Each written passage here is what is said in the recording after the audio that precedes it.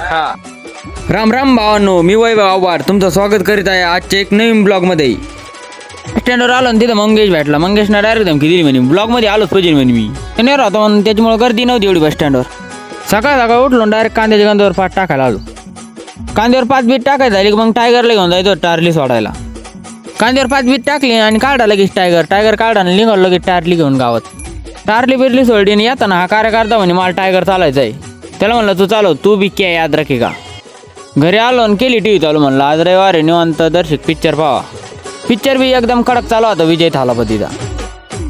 थालापतीचा पोलीसवाला गुंडा 2 हा पिक्चर कोणी कोणी पाहिले कमेंटमध्ये नक्की सांगा. पिक्चर अर्धा पाहत नाही त्याच्यात लाईट गेली. मग काय आलो पलटी बदलायला.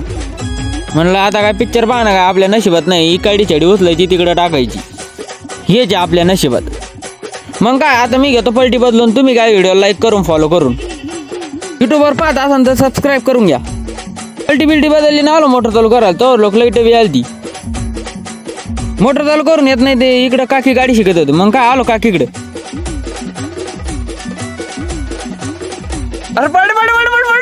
अरे नाही उठले निघल्या. भेटू असे एक नवीन ब्लॉग मध्ये. तोपर्यंत जय श्री महाकाल.